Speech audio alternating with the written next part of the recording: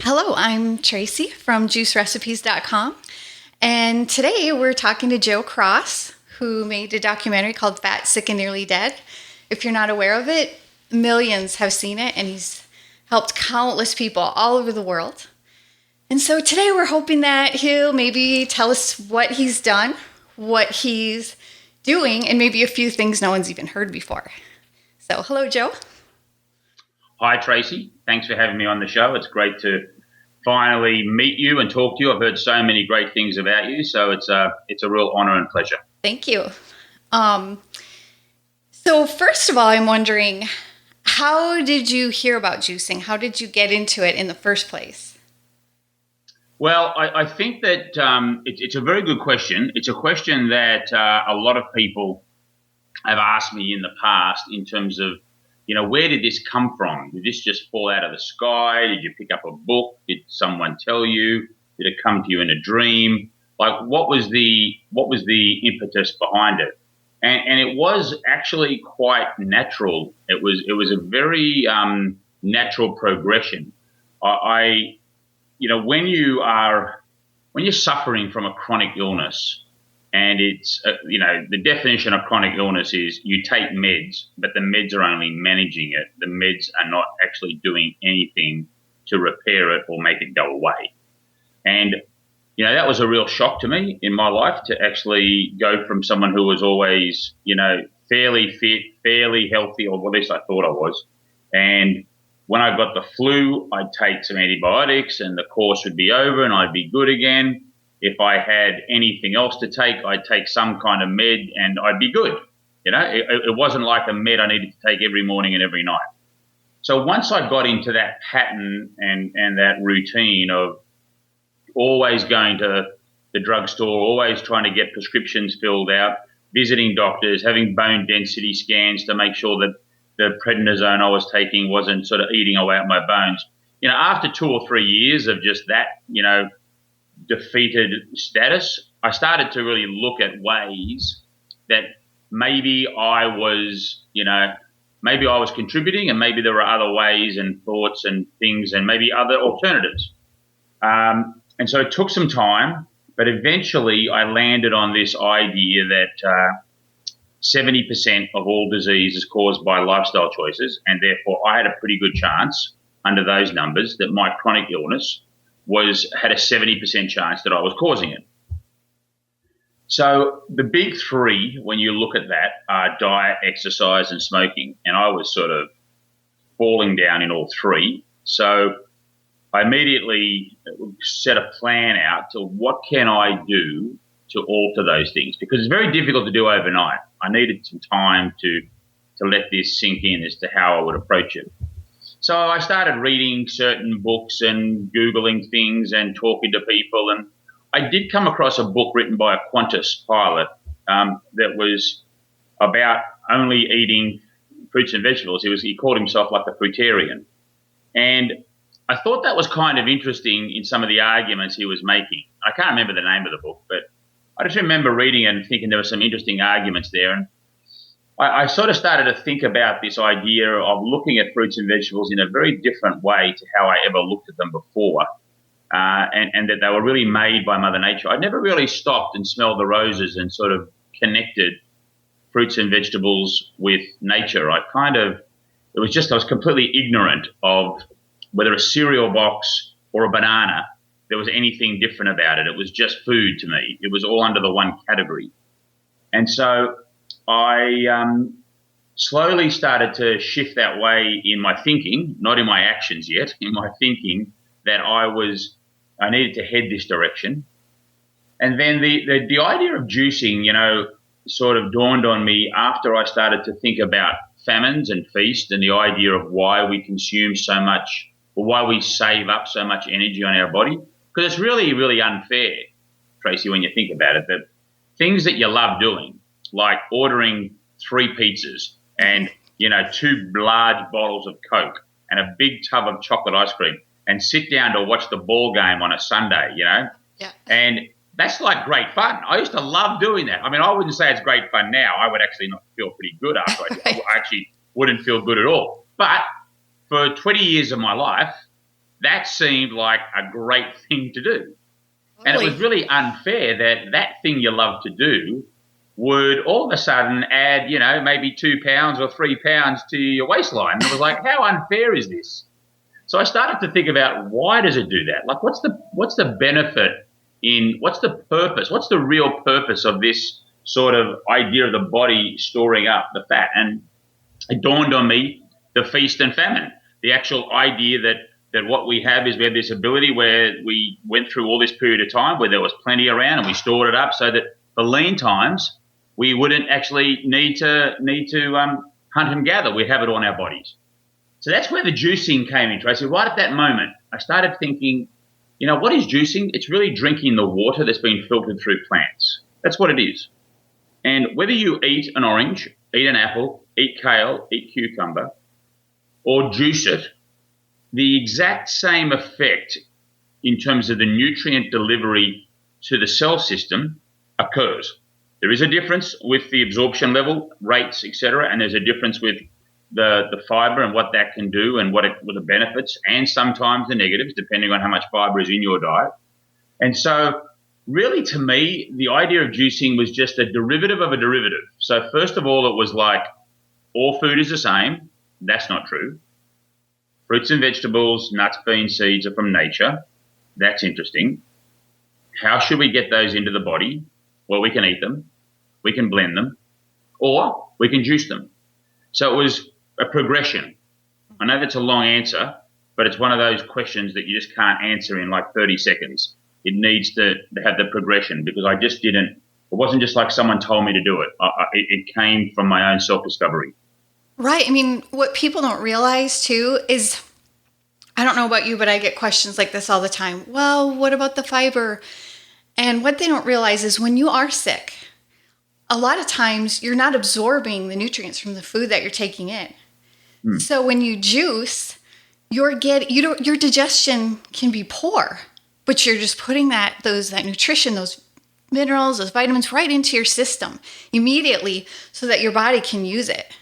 Yeah, And I think that the subject that you and I are passionate about is it's a very difficult one to talk about when you talk about in general, because in general, juice can mean so many things to so many people.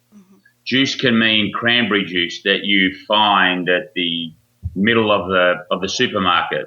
It can mean juice that's in a bottle that is at a gas station.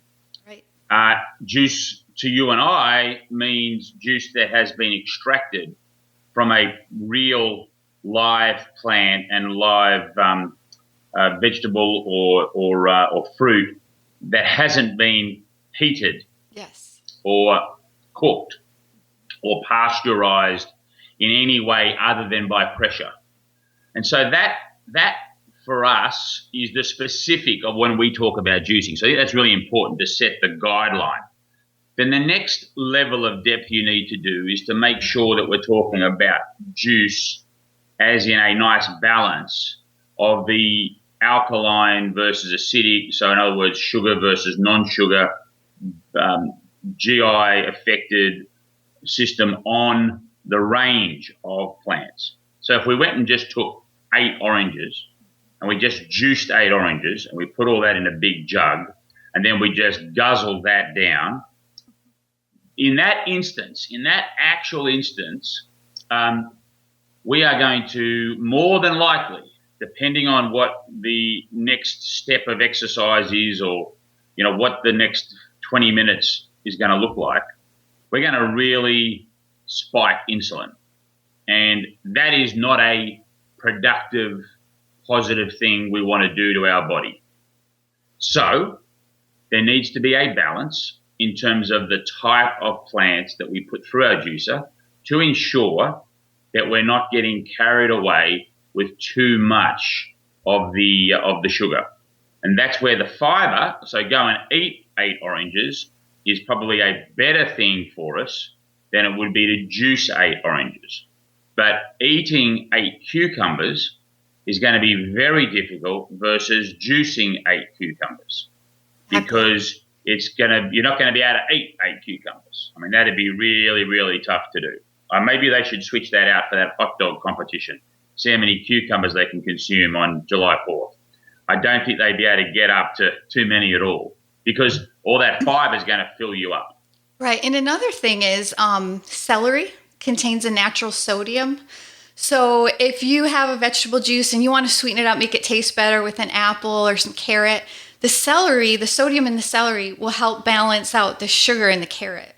So Absolutely. that's something that is kind of good to know. And celery is great to juice anyway. It's considered the youth maintainer in the body. Helps keep everything moving and keeps your joints free. It's just an overall great thing to put in the juicer. I love celery, and you think about how many chews you've got to do if you're going to chew an inch of celery. It's something like 70 to 80 chews. So if you have 5 sticks of celery, I mean, you're gonna probably burn 300 calories trying to get those 400 calories in with your jaw movement.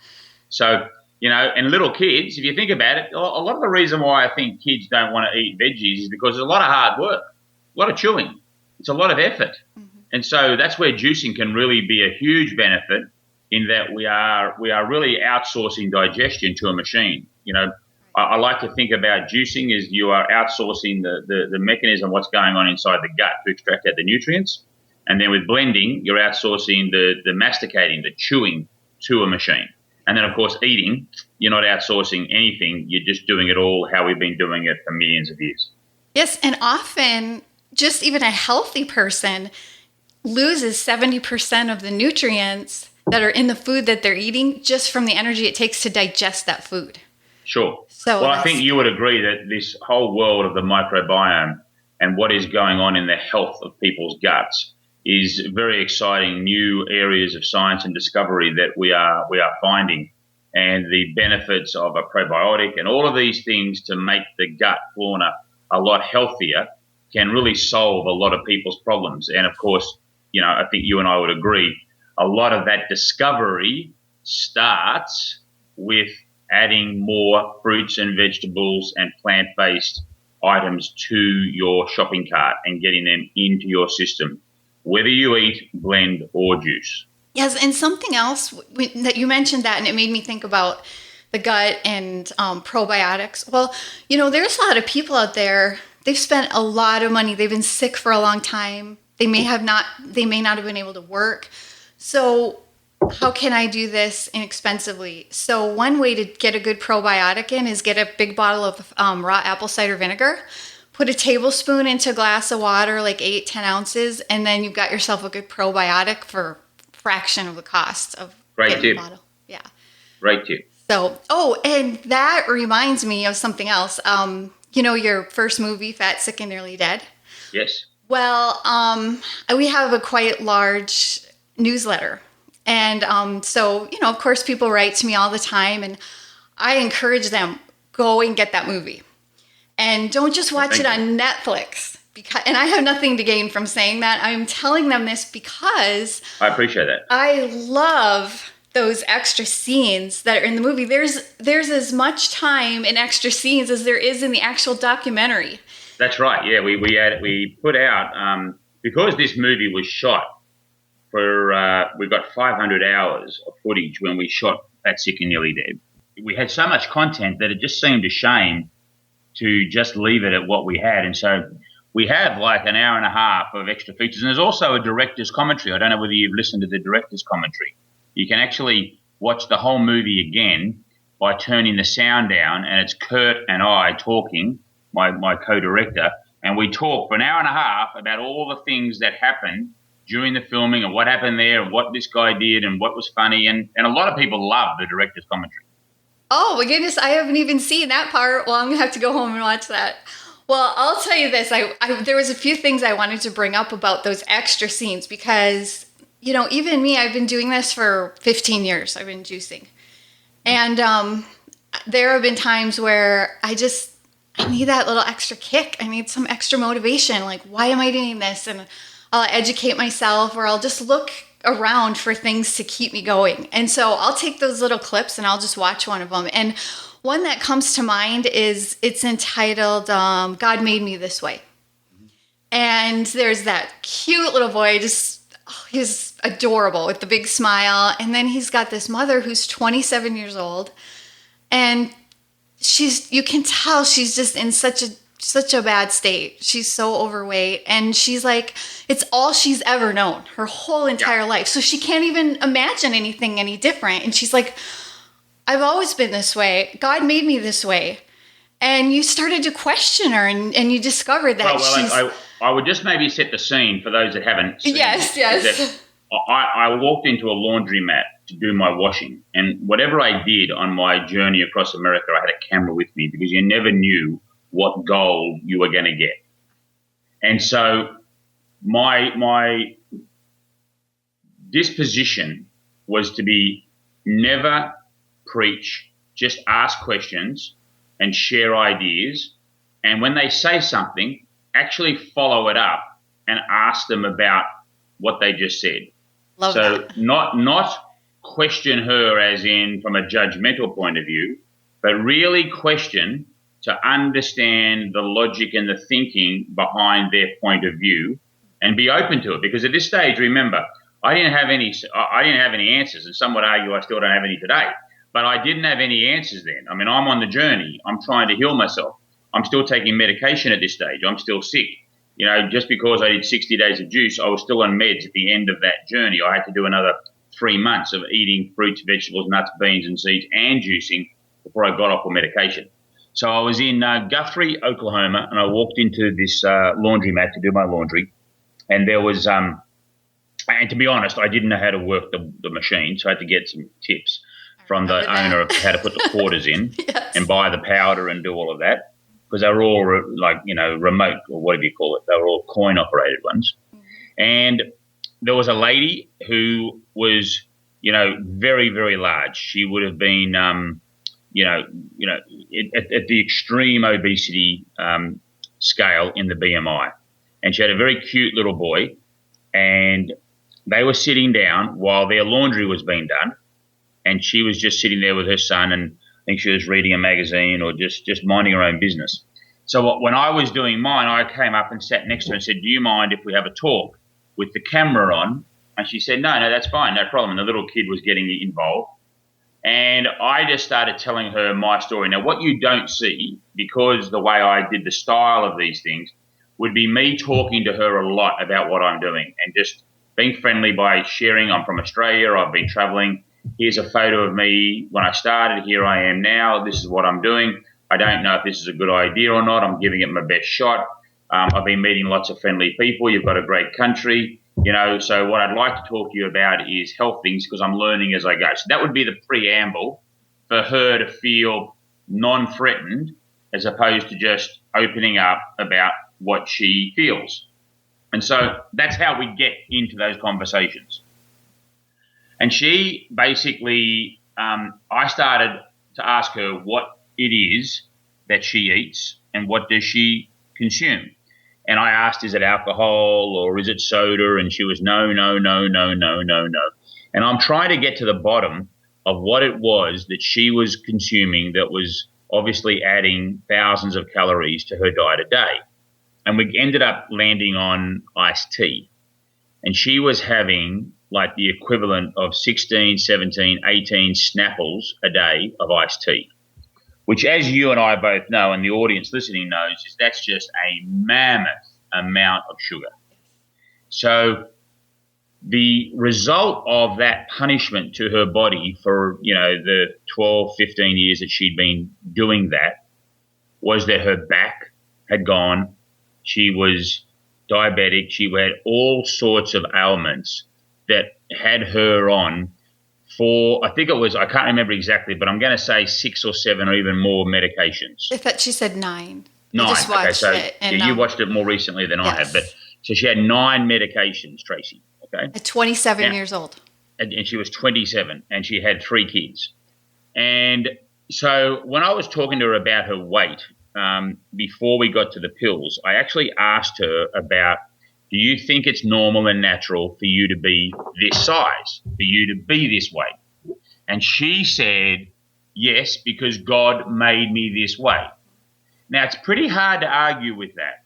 If you are someone who deeply believes in God and religion, and you're a very religious person, and in the eyes of God, you're all beautiful, and you're all the way that He made you, and da da da da.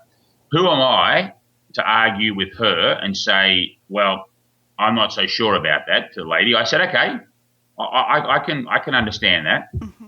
So when we probed a bit more and asked her questions about her health, and then she said she's on 9 medications, I then asked the question back at her to challenge what she'd said earlier by saying, do you think God made you that way to be on 9 medications? And she paused. And it's probably the first time that anyone had ever cared enough to actually ask that question. Mm-hmm. And it was like a moment, it was like a nirvana moment for her, that she realized that that's actually, no, He didn't. And so then we started talking more about what possibly could be ways to change that and alter that. And as you know, at the end of the conversation, she said, you know what, in the last half-hour chat, 20 minutes, whatever, I've learned more talking to you than I have in all my doctor visits combined. Yes. Now, that was pretty extraordinary. It was. It was one of my favorite scenes from those outtakes. And you really gave her something that day in that moment. And what you did is you just caused her to stop and think and just realize something that she probably knew all along. Yeah, well, I have a saying that you don't learn anything new, you just remember what you forgot. Yeah. And I believe that we have all the answers, but sometimes we just need to seek out people to help bring those answers to the surface. Definitely.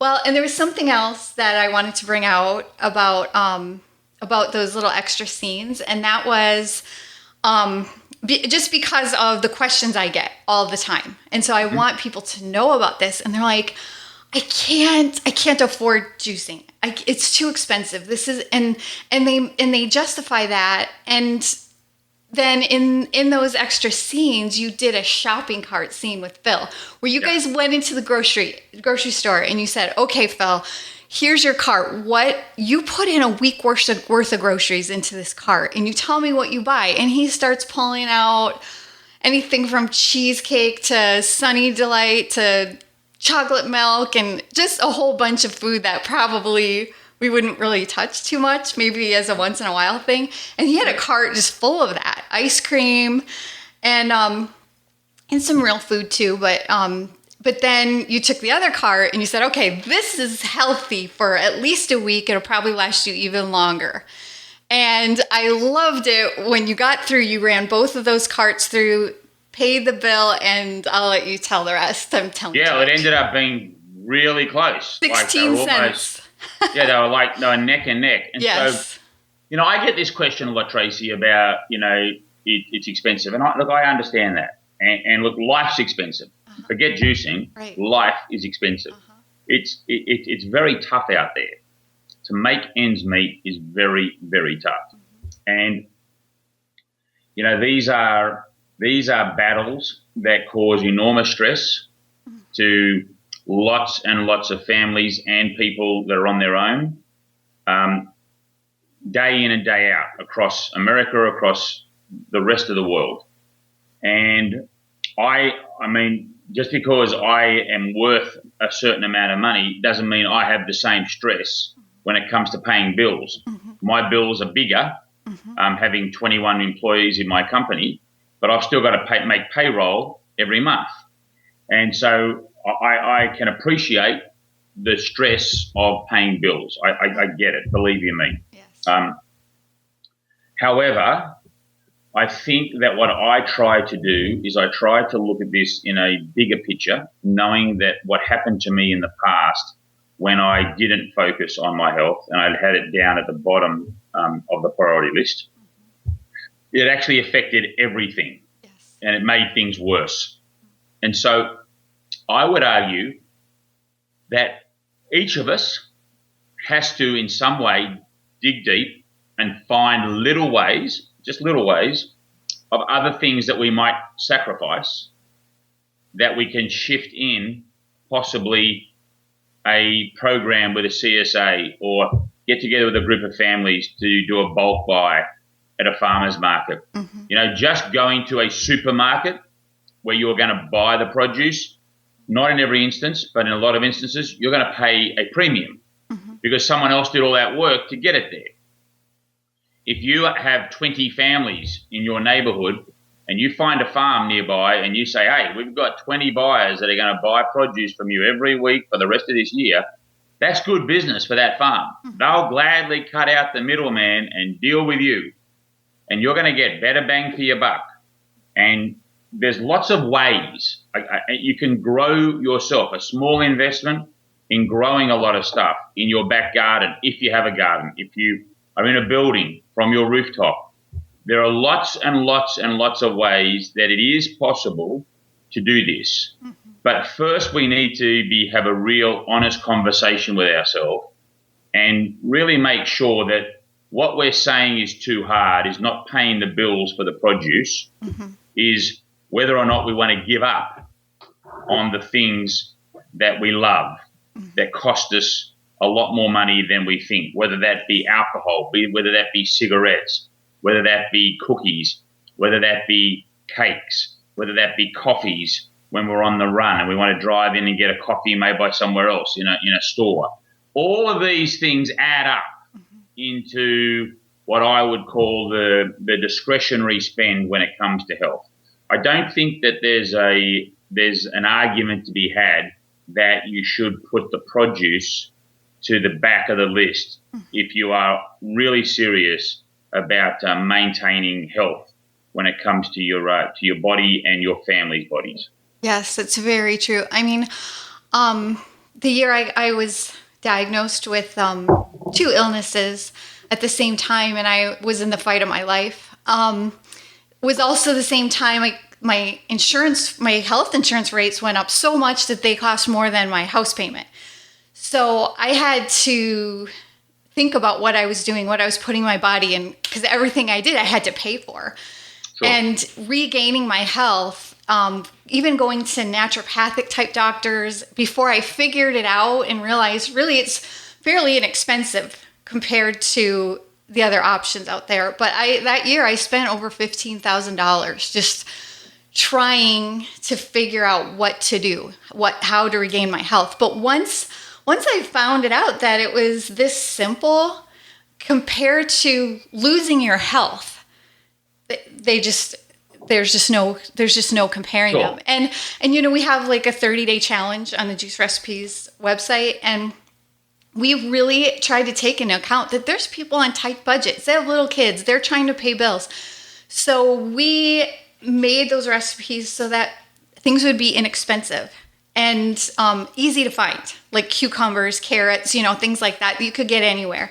And it's about $25 a week to do 32 ounces a day of juice. Yeah. People spend that's like 2 cocktails when you go out on a Friday night.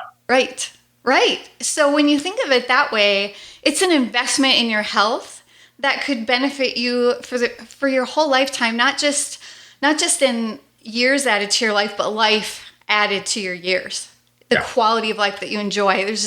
I would never wish on anybody being sick, and I'm sure you feel the same way, and that's why you do what you do. Is like, I want everyone to have this. I mean, or at least have the option. I guess my approach, Tracee, is that it's almost like I'm very careful about trying to be an evangelist. Right. Because I think that people don't respond well to that. Like, I don't think people need me, or anyone for that matter, to come into their lives and tell them what to do. I think people are sick of it. I think people are tired of it.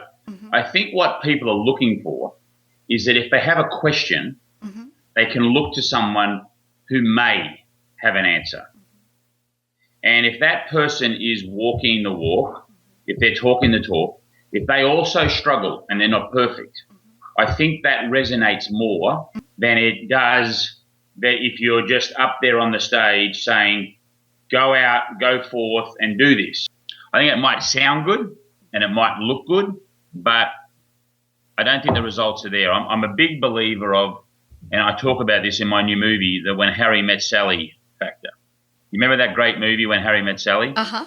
And they're in the restaurant and she does the orgasm Yes. scene, Uh-huh. and the old lady looks over and says, "I'm having what she's having." Right. Remember that? Yes. Well, I call what happens when people start getting really healthy and they start getting on this path, Mm-hmm. as long as they're not preaching and they're just doing it, Mm-hmm. people notice the spring in their step. Yes. People notice the skin. People notice the eyes. Mm-hmm. People notice the happiness. People notice the energy. And it becomes quite contagious. Yes, and definitely. So people actually look and go, I'm having what she's having. Uh-huh. I actually want to be like her or him. Mm-hmm. I want some of that. And then the question is, what are you doing? And when the answer comes back, this is what I'm doing, that is far more powerful than that person going up to random people saying, you should do this, you should do that. Definitely. Definitely. And honestly, I know you've talked before about the fun side of town. And honestly, I feel like this is the fun side of town now for me. Like, I just never realized how fun it can be to just get up and feel better and be able to work out and move. When you lose that, you realize you've lost something priceless. Yeah. And your health becomes just so valuable to you. And yeah, but when I talk about the fun part of town and I just to give the listeners an understanding of my logic there is, mm-hmm. I talk about that when you go and visit the fun part of town, that's when you're going to have a lot of processed food. Yeah. Okay. When you're in what I call the essential part of town, that's when you're eating lots of plant food. And I think animal product can be somewhere in the middle, depending on what type of animal product it is, depending on your views, depending on your philosophy. But I certainly enjoy visiting the fun part of town. I enjoy it. I love hanging out there. But my trick is I don't hang out there too much, because the more I hang out there, the less fun it becomes. Right. When I hang out in the essential part of town, for many people, it becomes the fun part of town. Mm-hmm. But I'm honest, and I'm not going to say that for me that's the case just yet. However, it is shifting and it's moving that way. There are certainly some smoothies and juices and salads that I would now say that belong in the essential part of town, but I would actually classify as fun. So I'm not going to go so far to say that, oh, yeah, I do cartwheels over a stick of celery. I just can't wait to wake up in the morning and have a stick of celery. I'm not going to go that far, because that would be not true. Mm-hmm. If I'm faced with a block of dark chocolate and a stick of celery, I'm having the chocolate if I've got like free reign on the choice. That's how I'm going to go, right? But I think that if you give me a almond milk with dates, cacao, maca, chia seed, banana smoothie versus a cow's milk, chocolate ice cream, chocolate syrup, thick shake, and I'm not joking here. This is not like I would honestly go that smoothie, because not only is it going to taste better, about an hour later, I'm actually going to feel much better. Mm-hmm. So I don't view that chocolate thick shake anymore as the fun part of town, because it really doesn't make me fun.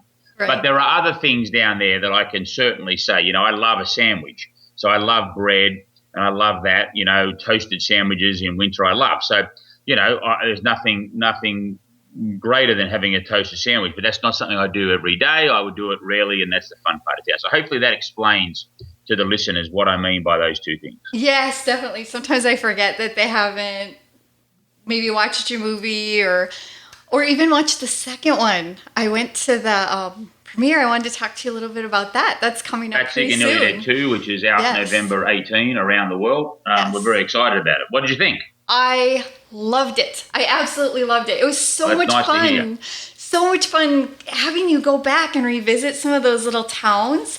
And also, the biggest thing I took away from that movie, was I realized that people are reaching out and they want someone. They don't want to feel alone in this. Like, you know, Phil. My heart just went out to him. Because so without doing it too much of a spoiler to all the people that are going to listen to it, Tracee, or see the movie, right. I think what you're driving at is Yes. that it was a very difficult thing to continue a sequel to a documentary. That hasn't been done. I mean, I'm not going to say it hasn't been done ever, but it hasn't been done much. And so we had to think long and hard about what is the story to tell here. I don't want this to appear like just a lap of honor of the success and me running around, getting pats on the back. I didn't want that. It was very important that we told a true story, and I went to the heart of what I was hearing from the community, and that was that they're struggling to, it's okay once you're on the juice or once you're on the little diet program or whatever the plan is that people are on, but after that, how do you maintain this? Right. What are tips? What are ways to do this and stay on track so you're not yo-yoing and you're not going one moment feeling great about yourself and the next moment feeling terrible. And so what we decided to do was to explore ways that people who have been successful, what have they done? Let's talk to them. Let's speak to the experts about maintenance. And, some of the big tips we learned were just little things about what you keep in the cupboard and what you keep in the house. I mean, it sounds simple, but they're just little tips that were making a big difference for people. And, there are rules. No chips in the house, because if they come in, even if you bring them in, one woman says, if her husband brings them in, she'll eat them. Mm-hmm. If they're there, she'll eat them. She can't help herself. So why put yourself at that disadvantage and have them there? So that was interesting. I think the bigger thing was this disconnection. If you are not part of something and you feel disconnected and you're not part of a community of so to speak, whether that's your church, whether that's a group of friends, whether that's an online, whatever it is, it's harder. It's much harder. Now, it's not impossible, but it's harder. Mm-hmm. And a lot of people need that physical connection. They need support. They need to be able to shout from the mountaintops when they've been good, because that helps them, getting the people rallying around them and giving them a pat on their backs. And they need to be able to confess and have people pick them up. Mm-hmm. Because, I've never met anyone who's perfect, Tracee. Never, ever. No. And when I look in the mirror every day, I'm reminded of that every day. And the reality is that I think that we all can benefit from that honest conversation with ourselves, but not the conversation where it's the putting ourselves down, but lifting ourselves up. Definitely.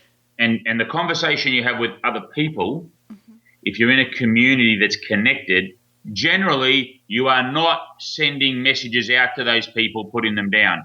Generally you're lifting them up. So you get the reinforcement from others, and that can have a significant impact on your health via your choices in food, how much you move, whether you sleep better, introducing healthy habits, all sorts of things related to love and intimacy, and just being able to stay the course. Mm-hmm. Because, life beats you up pretty much. It's pretty tough out there. And so why be the main person to beat yourself up? It just doesn't make sense. It's hard enough already. Yeah, very true. Very true. Well, I loved the second movie. I wondered, is this going to be, are you going to be able to pull this off? Is this going to be as great as the first one? And I felt like it was just a tremendous compliment to the second one. It was almost like a continuing story. And I really appreciate it. And I do appreciate the honesty because, my whole life up until I started doing this, I had to do it or I wouldn't have done it.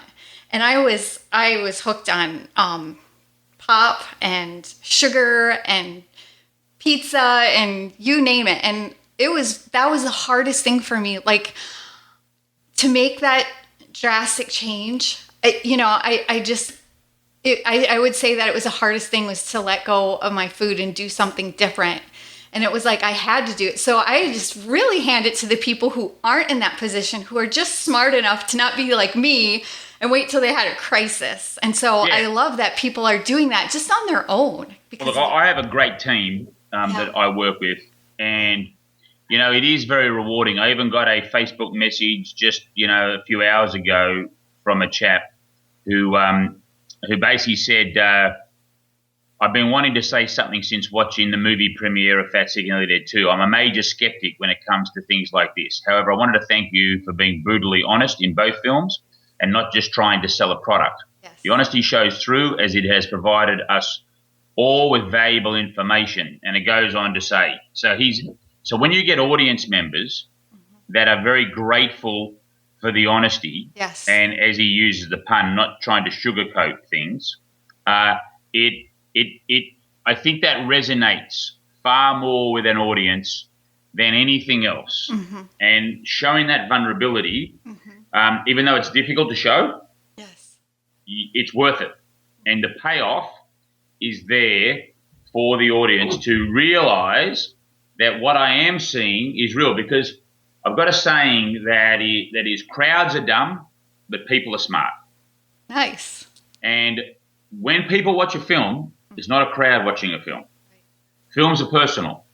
Films are watched by individuals. They're not watched by crowds. Okay? Crowds do stupid things in terms of following sound bites on, news, cable news channels. That's what crowds do. But when it comes to a film that's 85 minutes, where you are absorbed and focused and watching something, it's individuals. And so you can't let them down. You can't be, what's the word? I was going to use a swear word.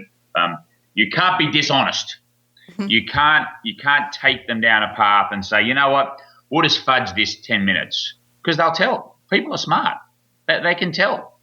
And so I'm very fortunate. I've got a great team that helped me make these movies, and we're looking forward to trying to keep the team together to do more in the future. Wonderful. Wonderful. Well, I sure appreciate, and I'm sure I can speak on behalf of a lot of people in this country and across the world. I appreciate, and we appreciate what you've done to just make this mainstream, to just help us be more aware, and to just help people take their lives back. And well, thank you, Tracee. I mean, I'm very grateful that I've been given the opportunity to be just a small clog in the wheel for people to do that. I think that, at the end of the day, if you need to get off meds, if you want to give yourself a shot at trying to find out whether your illness is being caused by your lifestyle choices versus just genetics, and, you might be just bad luck where you've got the genetics or you've got the bad luck, and that's certainly possible for 30%. But when you think about 70% of all these diseases that you can actually do something about, if you've got a chronic illness, I mean, what have you got to lose by giving it a shot except your medications and regaining your health? I mean, it's kind of like a win-win. You've got to try it. Mm-hmm. And so I'm just fortunate that I've been lucky enough to be in the position of having a platform where I can talk and share my views, and people, for some strange reason, like to listen. I still shake my head about it, because I just look at myself as a normal bloke trying to do my thing, and I'm just trying to stay the course. And, the community helps me stay the course. If I didn't have the community and I wasn't doing this, I don't know where I would be after my journey. Maybe I would have regressed. Maybe I'd be back. I don't know. But I do know that being conscious about this really helps me stay on track.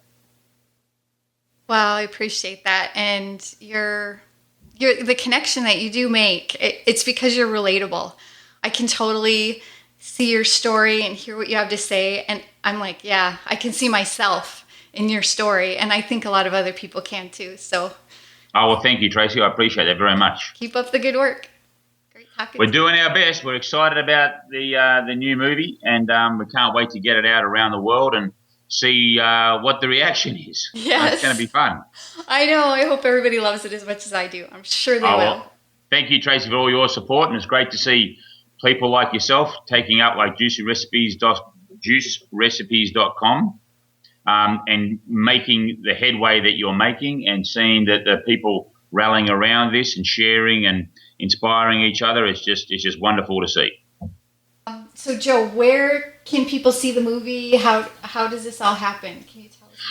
So, Tracee, on November 18 of this year, 2014, the movie will do what's called a global release. So on every video on demand platform, a video on demand platform example is Apple iTunes, where people can buy or rent the film.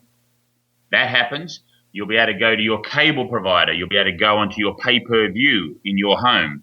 You'll be able to go to places like Amazon and YouTube Premium and Hulu Premium and Hulu Plus and all of these places where you pay to watch. The video subscription on demand, which predominantly is things like Netflix are the biggest player in that, that's not going to take place until 2015, some date in 2015. We don't know when that's going to be. It's most likely going to be for most of the world around March or April, somewhere around then in 2015. So the first stage is it's available, and it'll also be available from our website at fatsickandnearlydead2.com, which people will be able to download from there in case they're in a country where they don't have an iTunes account or they don't have cable. So everybody in the world will be able to watch this movie on November 18, no matter where they are. So we're very, very excited about that. Wonderful. Thank you. It was great talking to you today. You too, Tracee. Juice on. Okay, you too. Bye-bye.